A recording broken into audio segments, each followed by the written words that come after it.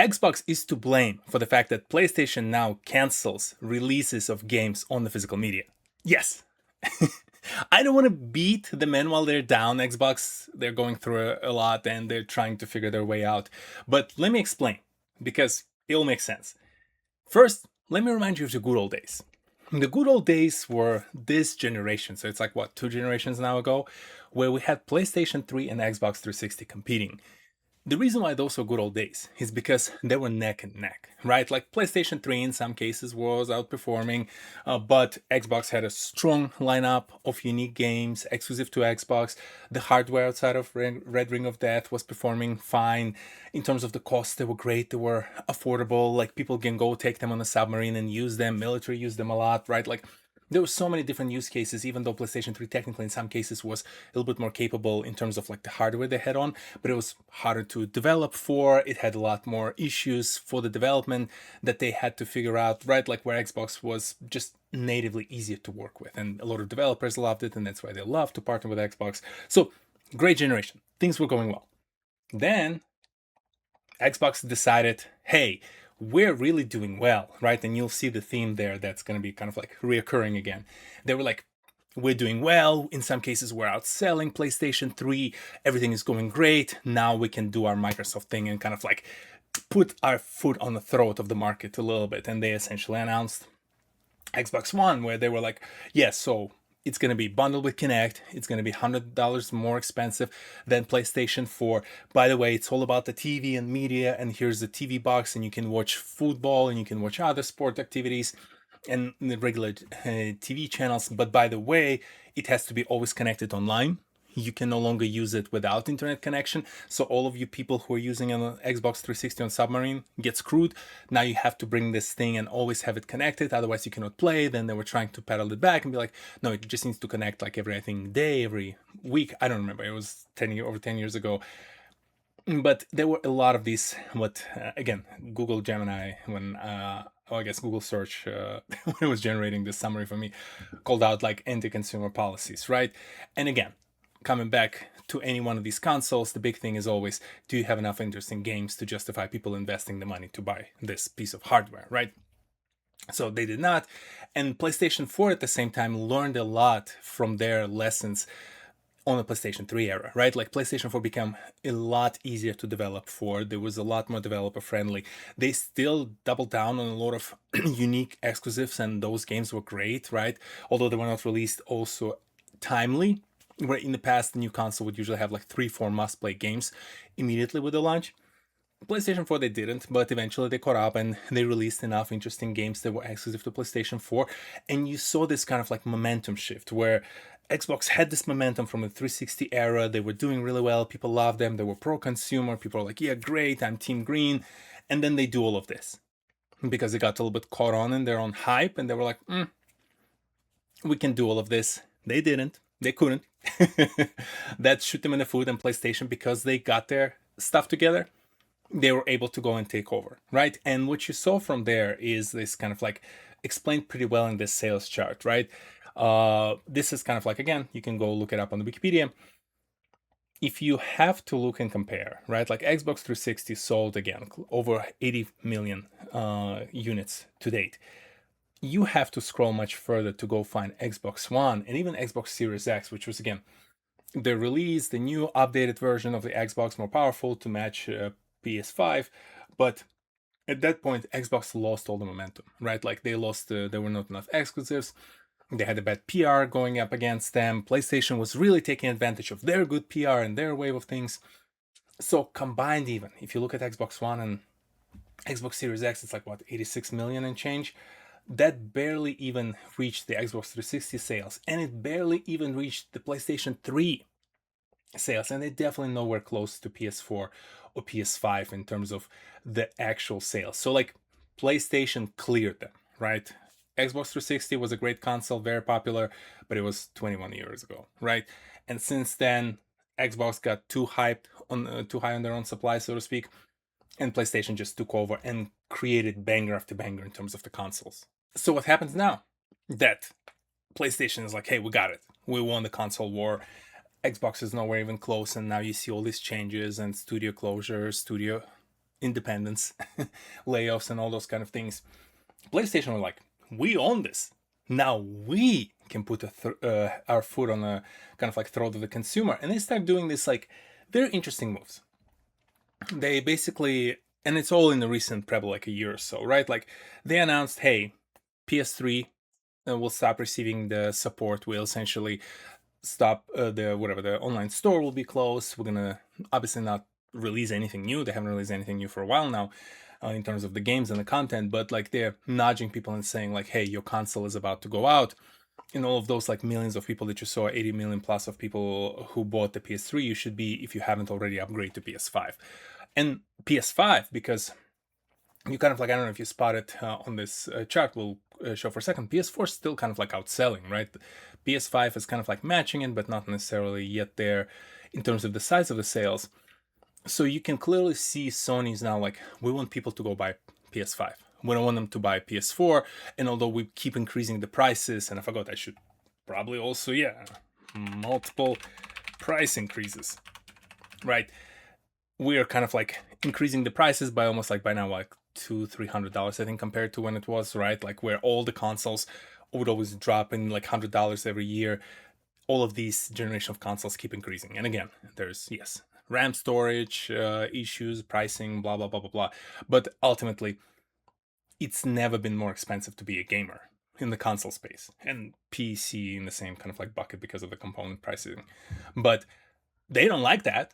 They want PS5 to sell more, so they're like, PS3, no more support. PS4, we're not saying we're closing the store because we still have 100 or so million consoles out there, but you're also getting less support. And like GTA 6 is a good example where I'm pretty sure they probably could get a version out there that supported PS4, but I bet you they didn't, in part because they were like, guys, Rockstar, we don't want people to be leveraging PS4. If they want to play GTA 6 and it's going to be such a massive game, they go and we're going to force them basically to go and buy PS5 because that's the only console they can play this game on in the PlayStation area, right? You can still play it on Xbox, but that's about it.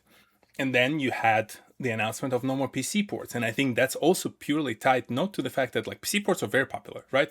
They've released a lot of PlayStation exclusives on PC, and those were selling very well because there are a lot of people like myself who didn't play on PlayStation, but we were able to go and play the God of Wars and some of these other games, emulators aside, legally and appropriately, thanks to the fact that these games are now fully ported and supported on a PC.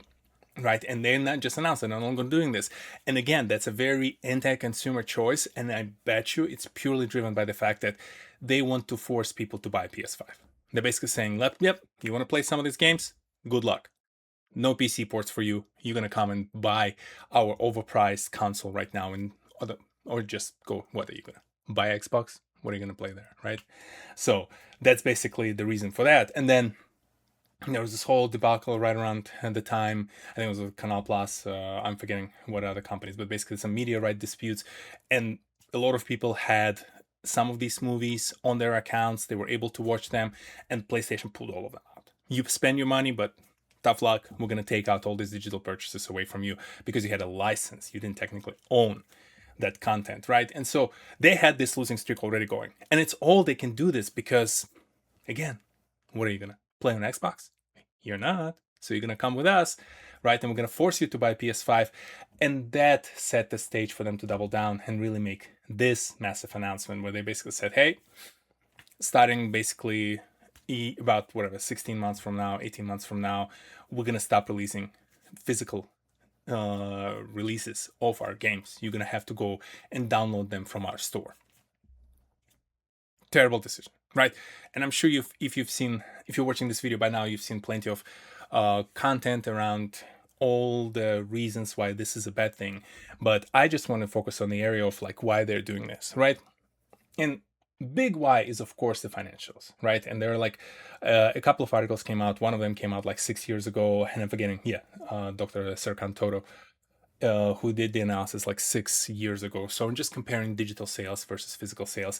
And the summary of it is pretty straightforward, right? Like if you're selling first party games as a Sony, right? Like you're releasing God of War game. You own the IP, the studio that produces it, kind of like within your flock, you own them.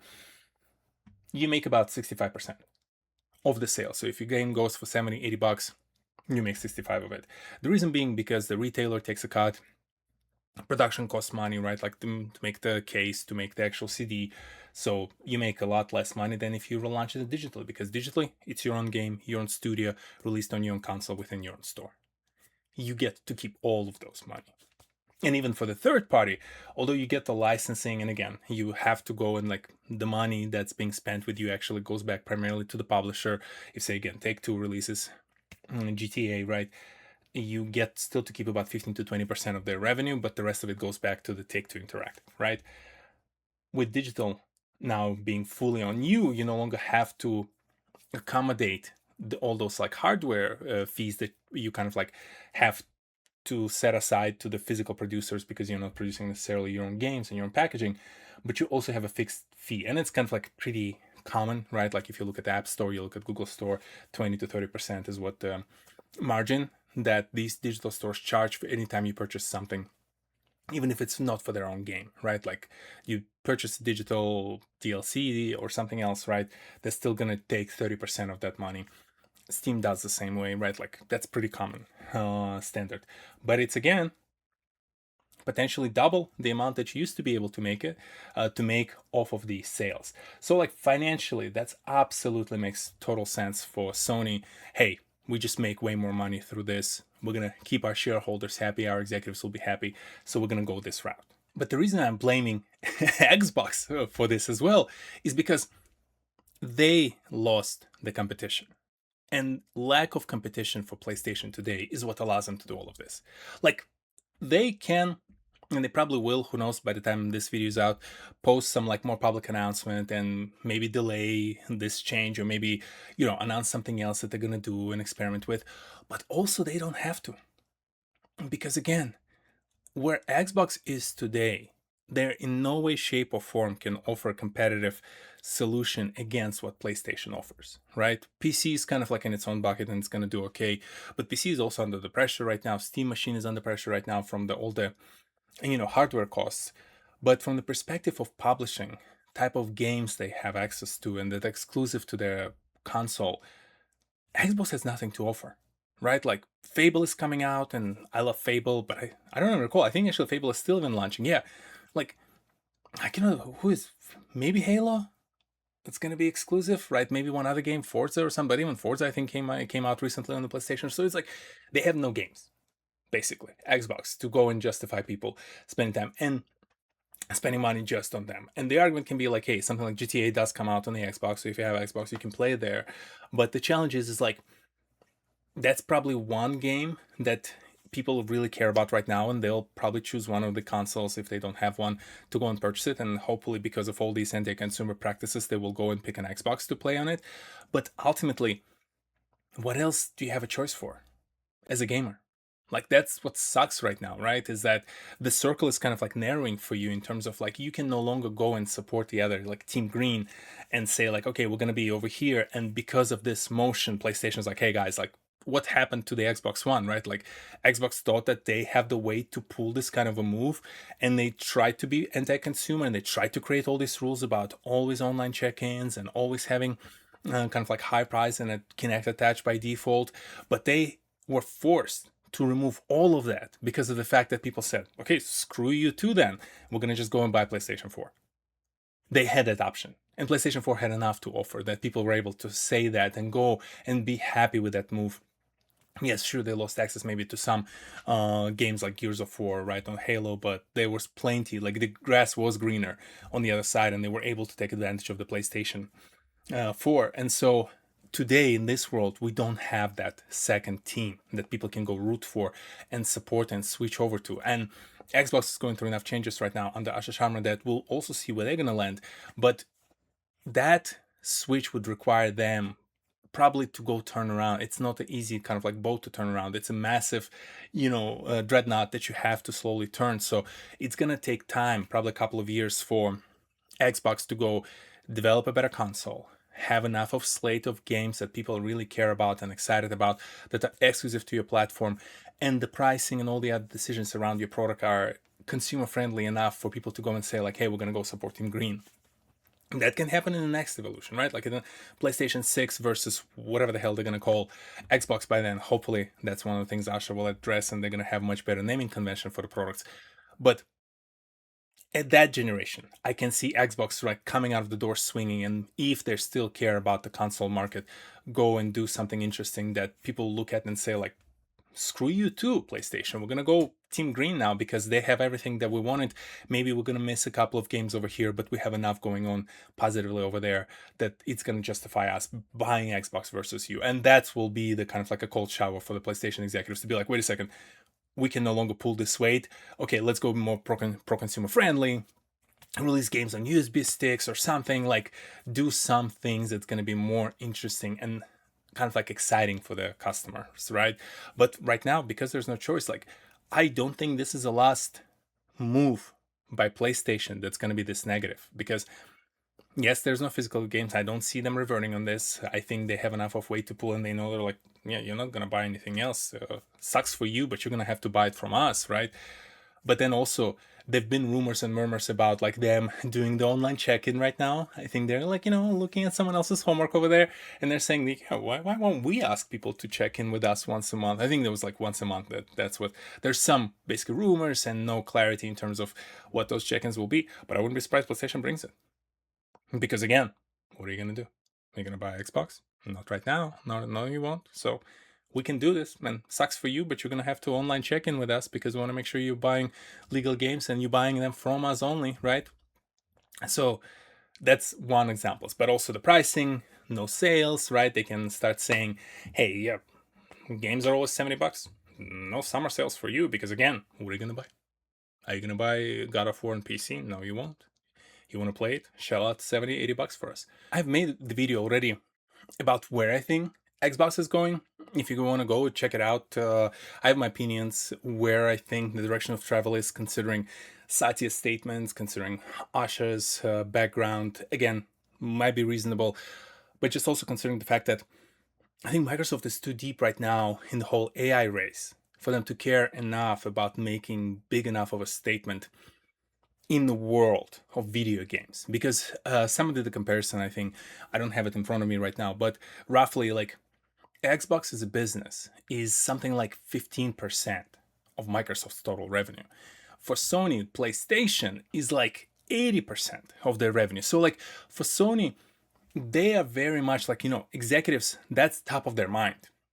And they're thinking about it, they're discussing it, they're worrying about it, they're trying to figure out what to do and how to squeeze more money out of that business. For Microsoft, it's not, right? Like, if it's only about 15% of your business and it's been kind of like stagnating or declining, it's a cost center right now for you, right? Like, hence the layoffs, hence offloading the studios and figuring those things out. Like, and again, kudos to Asha Sharma. She's been trying to make things right, but I think just from the perspective of where you are on the totem pole of the priorities for someone like Satya Nadella and the Microsoft board, you're just not there, not high enough there for you to be able to probably go and ask Satya like, hey Satya, let's spend like 20, 30 billion right now and release and make a amazing statement with the next console, right?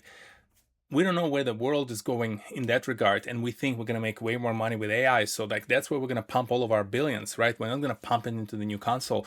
So whatever the next console that's going to be released by Microsoft, it's going to be pretty straightforward. I think it's going to be like pretty much like a Steam machine, and just a PC that's very optimized, that small form factor, fixed price, easy for developers to go and like target towards and build. But ultimately, like Xbox and PS5 is already a PC pretty much, right? A lot of developers comment on the fact that like how the infrastructure and how those consoles are built are so straightforward at this point. So there's no like big difference in terms of like development efforts, right? So that can be the way Microsoft says like, this is our future, this is where we're going to go. And again, watch the rest of the video what I have opinions on tools and whatnot, what they're going to develop, in my opinion. But because of this, if again you look back at the PlayStation, like who else is competing then with them? Steam and PC, they will be there, but it's a certain type of gaming, certain type of hobby, has a little bit of different entry points. Like Steam Machine dropping their price, hopefully, as component pricing will go down, and maybe entering the area of like $700 or $600 or so, which kind of like puts them in the area with the PlayStation, could be an interesting move and could be the way people start looking at Steam Machine and saying, you know what? instead of us buying maybe Xbox, Steam has enough to offer, and they have great sales, and a lot of games are very cheap. So if I'm an international market, if I'm like just low income gamer and I want to be able to afford still gaming, Steam is a great option for you. And so Steam Machine, I think, has that opportunity right now if component pricing allows them or strategy allows them to go and enter the space and actually compete very well against PlayStation. The challenge for them will be fewfold, but primarily once will be the fact that Valve, they just don't want to lose money on the consoles, right? Like all the consoles are being sold usually at the break-even point or sometimes above it, below it, I guess, right? They basically lose money. Sony, Xbox, they lose money on every console they sell to us. But the reason being, they know they're going to make their money from all the games that are being sold for that console. That's not the case for Steam, right? Like Steam does get their 30% cut, but like again, you can go and buy games from GOG, you can go buy games from Epic Store, you can go just buy physical or digital games elsewhere, download them, set them up on your computer, and Valve will have no say in it. They're not gonna make guaranteed revenue, right? Where with PlayStation, with Xbox, like you have to buy games through them outside of pirating. So you kind of like always guaranteed some revenue from all the games sold for your console. Steam is not in that position, so that's one factor. And the other factor being, again, from the PC exclusive space, you cannot, I think, throw your weight as much and invest as much. Like Valve, outside of Half-Life 3, there's not too many killer projects they can build at the PC exclusive that people will be like, you know what, I actually have to have Steam Machine to play this game, right? Like, because that means Valve then has to invest money into those studios and develop them and become kind of like more of an integrated publisher like what Microsoft is today or Sony or Nintendo are, right? So I don't think Gabe is interested in that. CEO of Valve, he's just like, hey, we have our thing going, we make a ton of money, cash, hand over fist, we're cool. We don't need to go and stretch ourselves thin now and go and create this whole new infrastructure to support this kind of like release. We're just going to sit on our sidelines and do our thing, right? Like that's Valve's approach. Nintendo, again, they can be an interesting competitor if they decide to go and swing and say, you know what, we're going to play with the big boys. And instead of doing Steam Decks and those kind of things, we're going to build Steam Decks. Nintendo Switch. Instead of doing like Nintendo Switch and all those kind of things, we might play the ball and we're going to build this massive, very powerful console that everyone's going to go and like, start buying games for. That's an option. But also like looking at Nintendo, I think they're comfortable. I think they figure that they have their lane and no one can enter really compete with them. Like Switch is the dominant console. It makes a ton of money. There's certain contingent of people and users and use cases that's very narrow to Nintendo. So for Nintendo, it's also a consideration. Like you're gonna have to spend billions of dollars to go re-enter this space and play at the top echelon of gaming, so to speak, with those like major console releases that can support the latest games and look the most stellar and beautiful. I'm not sure how much they're interested in this, right? So kind of like similar to Steam, they have their own thing, they're making a ton of money, they're like, I'm good, like, right? Like I have my lane, I'm very good at it, I'm gonna stick with it. And so really, again, that comes back to the fact that it's really only Xbox, right, who can do anything about it. And I'm not even sure they're interested enough right now as a Microsoft in this space. So what you're left with is a very dominant platform owner who owns their console, now will own all of their digital distribution. And there's not enough going on in the market that I feel like would force them right now to go and say like, yeah, we're going to change our ways. I think again, they're going to do more anti-consumer decisions first before the people really revolt and just completely will stop buying their console and their games. And that might be the impetus to then say, okay, you know what, we need to change our ways. But it's not, I think, hard enough of a push. It will require millions of people all over the world just saying, screw PlayStation, we're not going to buy anything from you. I'm not sure if people have it. I think a lot of people just don't care enough, or if you're casual, the population of casual gamers, I think, is what's going to continue to sway it, because they just don't maybe spend enough time looking at these industries as like myself, maybe yourself, some of those more kind of like ingrained individuals who are very knowledgeable, who maybe have multiple consoles. We have a lot more passion for this. If you're like a casual gamer, you're here for 1 or 2 games a year, I think you're going to shell out whatever PlayStation will ask you. If they increase the price to $80, if it's digital only, if you have to do the check-in, I feel like, yeah, I don't care enough, or it's for my kids, I don't care, like whatever, as long as they're happy and they're not asking questions, I'm fine. People just going to continue to buy from them.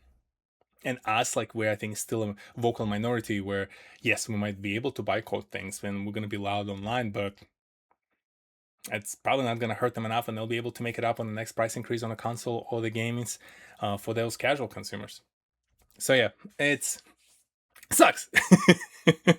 I'm not sure I have like a positive conclusion to say, like, and this is how it's all going to improve. It just, again, gaming is near dear to my heart. You see plenty of memorabilia behind me. I've been in the industry, actually.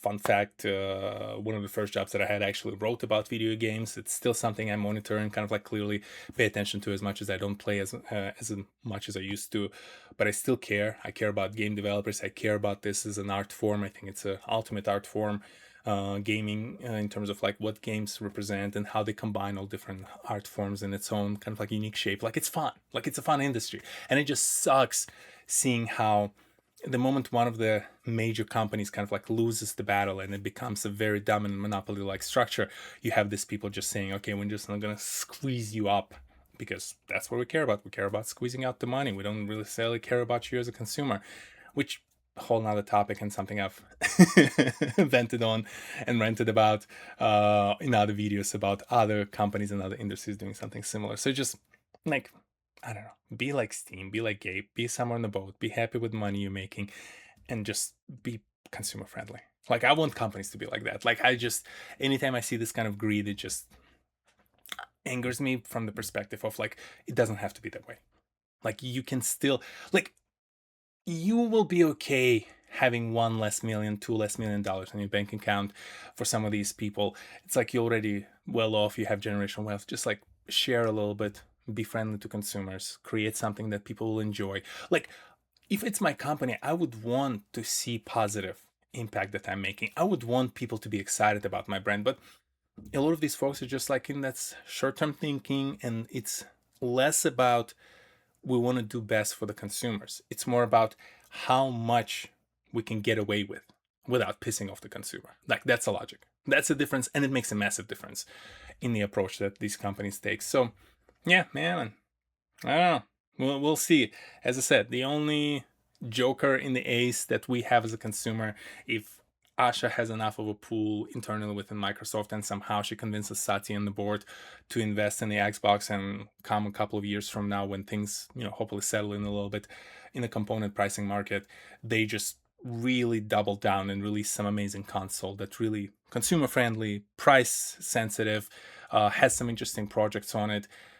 Because PlayStation, I highly doubt until then will change anything about their ways, and that might be the way for Microsoft to take over this wave and do another one of those switches that we saw, where because of how not consumer friendly one company was, the other company can take advantage of that and become the dominant leader. And again, knowing Microsoft, they're probably going to do something anti-consumer again, and we're going to be back in that cycle. I'll see you next Saturday. Peace.